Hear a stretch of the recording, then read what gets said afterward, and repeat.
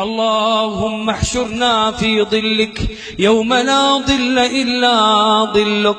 اللهم ادخلنا الفردوس الأعلى بغير حساب ولا عذاب ولا عتاب يا أكرم الأكرمين.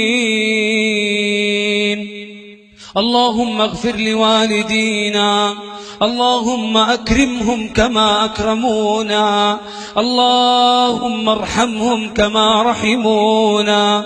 اللهم إلهنا من كان منهم حيا اللهم أطل عمره في طاعتك، حبب إليهم الإيمان وزينه في قلوبهم، وكره إليهم الكفر والفسوق والعصيان، واجعلنا واجعلهم إلها